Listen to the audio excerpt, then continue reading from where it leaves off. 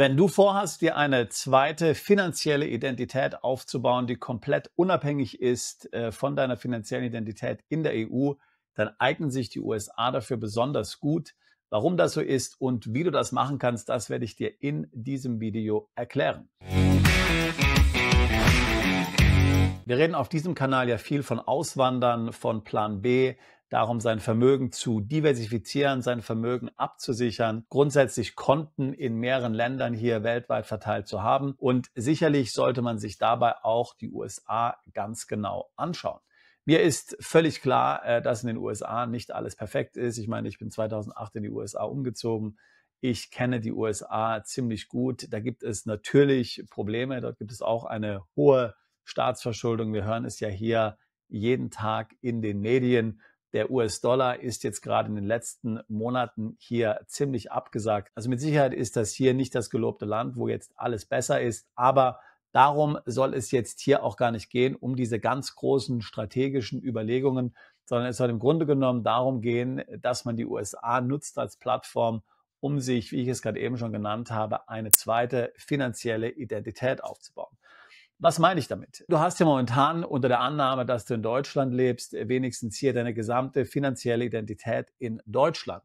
Das heißt, du hast deine Bank in Deutschland, du hast deine Kreditkarten in Deutschland, möglicherweise noch dein Depot in Deutschland.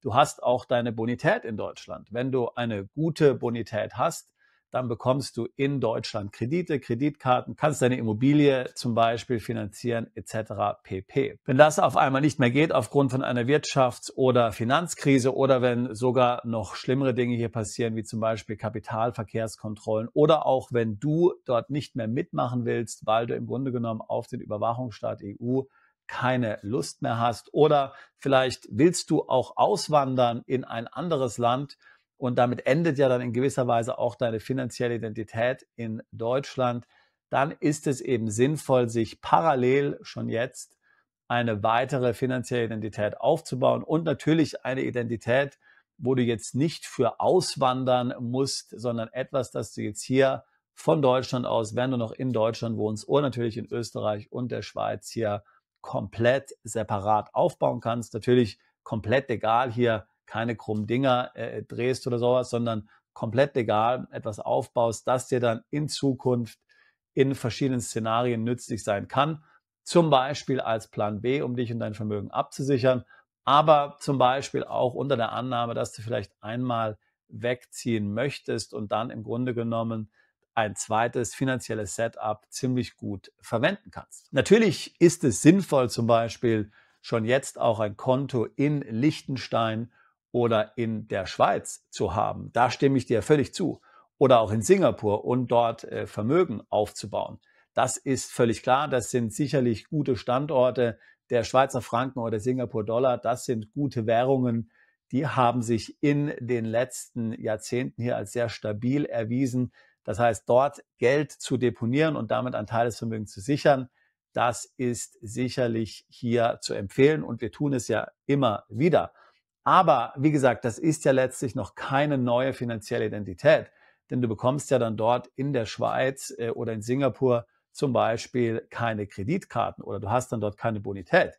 Sicherlich, wenn du natürlich eine große Summe auf dem Konto hast, dann kann dort ein bestimmter Betrag gesperrt werden und damit kannst du dann eine Karte bekommen. Das ist mir schon klar.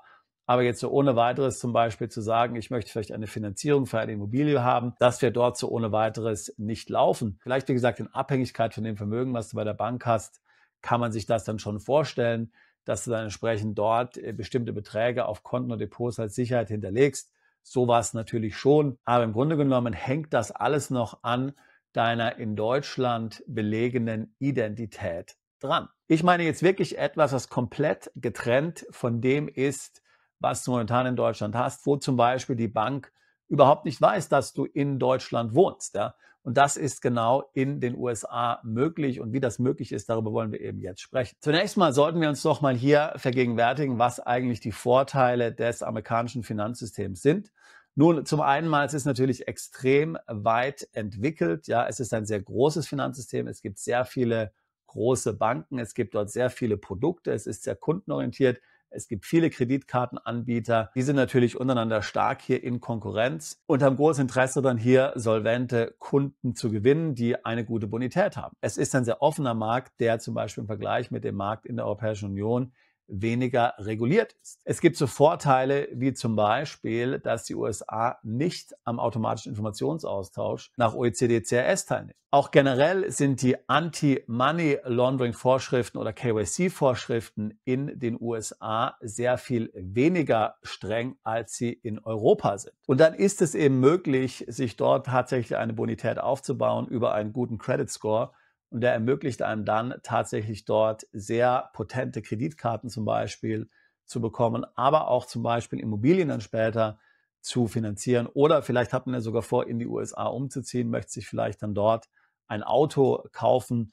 Oder man möchte vielleicht einfach nur die Möglichkeit haben, als Plan B so etwas tun zu können, falls es denn notwendig wäre, auch wenn man nicht vorhat, jetzt dort wirklich zu leben. Also fangen wir mal ganz einfach an. Wie kannst du in den USA ein persönliches Konto bekommen? Dafür ist es in der Regel notwendig, dass du vor Ort in den USA bist. Du kannst dann dort zu einer der großen Banken gehen, Bank of America, Chase, Wells Fargo, kannst dort einfach in die Filiale reinmarschieren und ein Konto eröffnen. Bedingung ist in der Regel, dass du einen Pass hast, einen Ausweis dabei hast und dass du eine amerikanische Adresse hier nachweisen kannst. Die KYC-Vorschriften sind nicht so streng wie in Deutschland oder in Europa.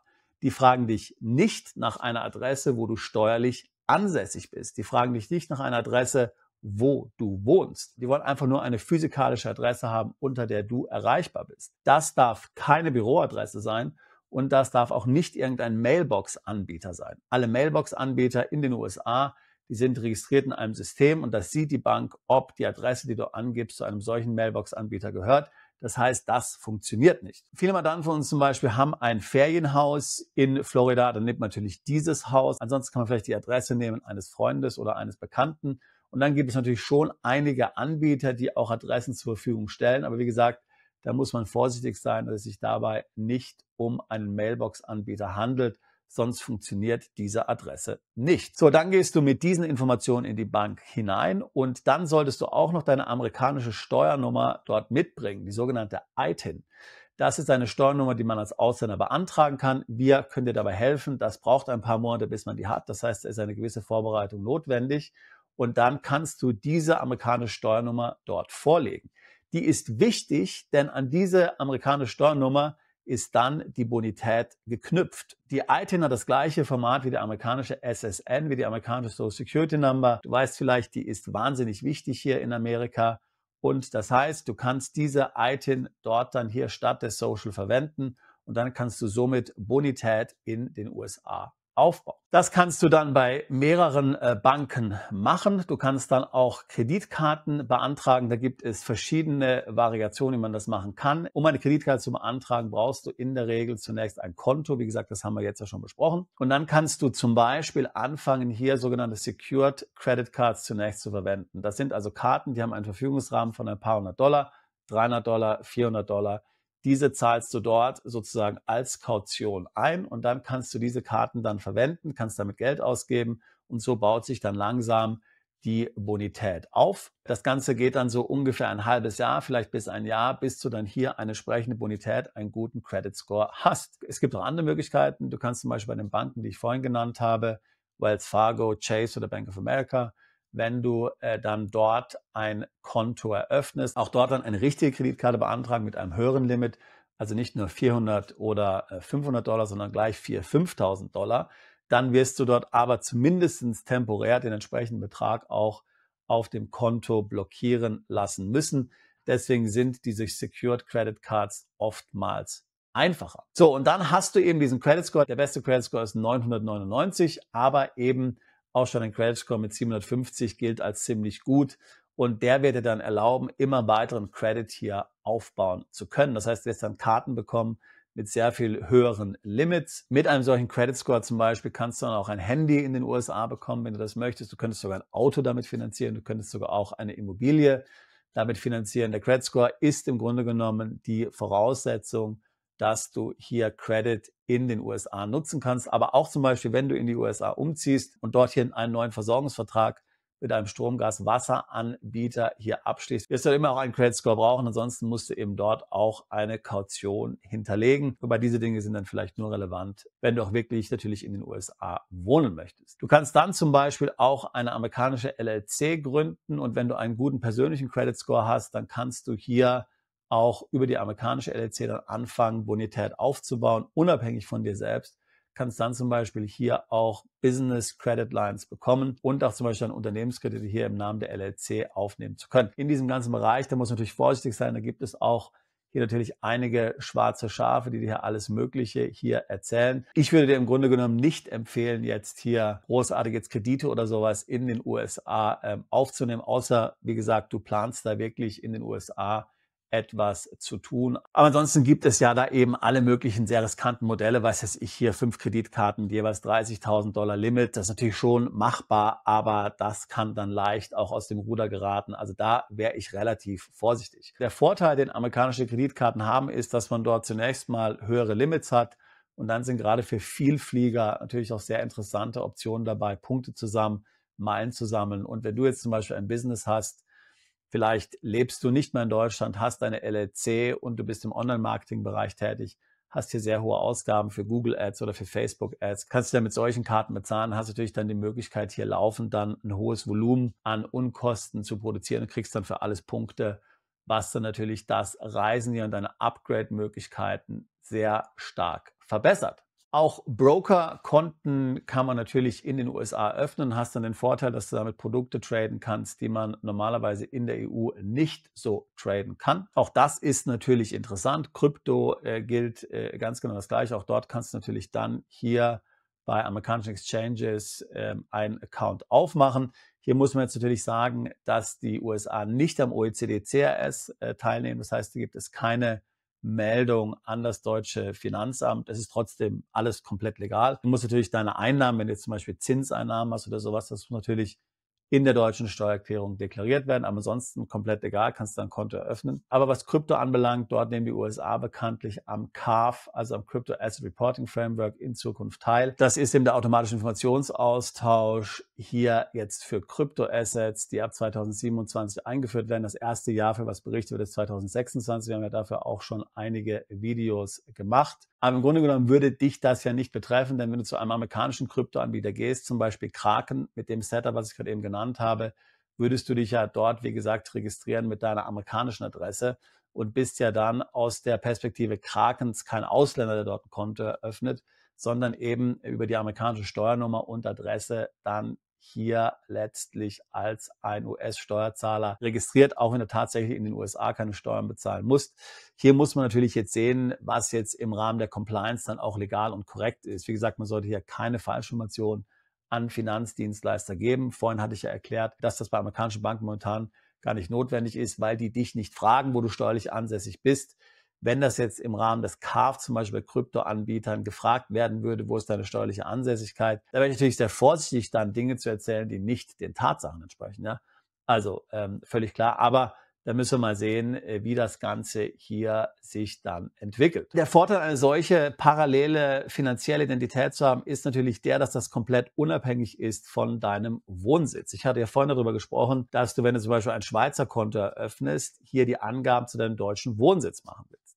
Willst du jetzt zum Beispiel umziehen von Deutschland nach Nordzypern oder von Deutschland nach Panama, dann wird die Schweizer Bank vielleicht sagen, nein, wir wollen dich nicht mehr haben, denn mit diesen Ländern wollen wir nichts zu tun haben. Wenn du jetzt parallel amerikanische Konten hättest, wäre das überhaupt kein Problem, denn dort würdest du ja den Banken nicht erzählen, dass du jetzt in Panama oder Nordzypern wohnst. Ich glaube auch nicht, dass für die Banken ein Problem wäre, aber selbst wenn es so ist, würdest du das ja nicht erzählen müssen, denn wie gesagt, du musst ja dort nur eine amerikanische Adresse angeben, unter welcher du dann geführt bist. Also das heißt, du bist letztlich hier sehr viel mobiler, als du jetzt bist hier mit einer anderen Bankenlösung. Das macht das Ganze eben sehr kompatibel, auch mit Reisetätigkeiten, macht das Ganze sehr flexibel, wenn man sich noch nicht so ganz sicher ist, wie sich das Leben in Zukunft entwickeln wird. Aber auf eine Sache will ich auch noch hinweisen. Der einfachste Weg, natürlich auch ohne Anreise in den USA ein Konto zu eröffnen, ist über eine LLC zu gehen. Du kannst eine LLC gründen. Wir können das natürlich für dich machen. Für diese LLC dann ein Konto eröffnen. Wir machen das bei Mercury. Mercury ist so eine Online-Bank in den USA. Die LLC zahlt in den USA keine Steuern, muss dort keine Jahresabschlüsse einreichen, auch keine wirkliche Buchhaltung machen. Das heißt, du kannst im Grunde genommen dieses LLC-Konto verwenden wie deine persönliche Portokasse, kannst die Karte auf deinem Handy haben, damit überall bezahlen oder auch jetzt hier ein Depot eröffnen im Namen der LLC. Das ist dann sozusagen deine eigene vermögensverwaltende Gesellschaft. Das kannst du also komplett legal machen. Dafür ist dann, wie gesagt, auch keine Anreise in die USA notwendig. Generell sind Einlagen in den USA bis $250.000 abgesichert. Wenn du über Mercury gehst, dann haben die hier die Option, auch bis zu $5 Millionen hier deine Einlagen abzusichern, was natürlich ziemlich gut ist. Wenn es natürlich wirklich zu einem Bankrun jetzt kommen würde, dann bringt dir das auch nicht mehr viel, ja. Aber so im Großen und Ganzen natürlich hier schon mal nicht schlecht. Also wie gesagt, die LLC-Option ist im Grunde der einfachste Weg, das Konto dann auch ohne eigene ITIN zu eröffnen. Wenn du es aus irgendeinem Grund zum Beispiel eilig hast, jetzt mit einem amerikanischen Konto, wäre die LLC sicherlich der schnellste Weg. Denn ich hatte ja vorhin gesagt, beim persönlichen Konto musst du hinreisen, brauchst du eine ITIN. Das kann schon ein paar Monate Vorbereitung brauchen. Mit der LLC ist es schneller. Da wird natürlich dann auch zunächst mal keine Bonität aufgebaut. Ja, das müsste man dann im Nachhinein trotzdem noch angehen. Also, wie gesagt, ich denke hier aus ganz praktischen, aus ganz pragmatischen Gründen sind die USA sicherlich sehr interessant, wenn es um eine solche unabhängige, mobile finanzielle Identität geht. Alle Probleme der USA sind mir bekannt und darüber brauchen wir nicht diskutieren. Das heißt, man kann das natürlich auch nicht so ohne weiteres blind empfehlen. Aber als eine Option solltest du das sicherlich prüfen. Ich finde es sehr interessant. Viele unserer Mandanten finden das sehr interessant. Und wie gesagt, das heißt ja nicht, dass man das ganze Vermögen dann in den USA haben muss, aber so einen gewissen Teil, um hier liquide zu sein und um Liquidität sicherzustellen, auch über Grenzen hinweg, ist sicherlich attraktiv. Und auch wenn man jetzt mal hier in die große Risikoabsicherung geht, ich meine, der US-Dollar, das ist die Nummer 1 Währung auf der Welt, das ist die Währung, die eigentlich überall auf der Welt anerkannt ist. Im Zweifelsfall, wenn du US-Dollar hast, kannst du damit auch irgendwo in Patagonien bezahlen oder auch irgendwo in Sansibar zum Beispiel, haben wir ja alles erlebt. Das heißt, wenn man sich vorstellt, okay, wenn irgendwas in dem Finanzsystem passiert, dann ist wahrscheinlich schon der US-Dollar hier die Währung, die am längsten dann noch hier mitmacht, die es am längsten gibt und auch wo es am meisten Infrastruktur drumherum gibt, die dann am schnellsten hier wieder aufgebaut oder eben hier weiter betrieben werden kann, weil sie entsprechend abgesichert wird. Also wenn man jetzt mal im Rahmen einer Krise denkt, dann ist wahrscheinlich der US-Dollar vom rein pragmatischen her, von der Akzeptanz her weltweit schon ziemlich gut. Ich meine, ich weiß nicht, ob du jetzt, wenn du in Sansibar bist, ob es dir irgendwas bringt, wenn du eine norwegische Krone zum Beispiel mitbringen würdest oder einen Singapur-Dollar. Ich glaube, das ist wahrscheinlich dann auch nicht so groß akzeptiert. Also, wir können natürlich hier bei vielen dieser Vorhaben helfen, ITIN besorgen,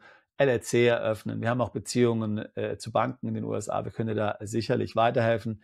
Ein paar Links dazu packe ich hier in die Beschreibung dieses Videos mit hinein. Ansonsten würde ich mich freuen, mit dir ein Beratungsgespräch zu führen, wenn es hier wirklich darum geht, einen Plan B im Ausland aufzubauen. Zum Beispiel hier mit Hilfe einer finanziellen Identität in den USA oder auch anderweitig. Link zum Beratungsgespräch ebenfalls hier in der Beschreibung dieses Videos. Wir tun seit fast 20 Jahren nichts anderes als Mandanten genau bei solchen Fragen zu beraten. Aufbau eines Plan Bs, Auswanderung, Steueroptimierung im Ausland, dein Vermögen zu schützen und neues Vermögen aufzubauen. Ich würde mich freuen, auch dich alsbald zu unserer Mandantschaft zählen zu können. Bist du Unternehmer, Freiberufler oder Investor? Zieht es dich schon lange ins Ausland? Mach heute den ersten konkreten Schritt in eine Zukunft mit mehr Geld und mehr Freiheit. Buche ein Beratungsgespräch mit Sebastian und seinen Kollegen. Unsere Kanzlei unterstützt Mandanten wie dich dabei, deine Steuerlast legal zu reduzieren, Vermögen aufzubauen und zu schützen und deine persönliche Freiheit zu maximieren. Profitiere jetzt von unserem Fachwissen und unserem Netzwerk. Gehe zu mandatierung.com und werde Mandant unserer Kanzlei.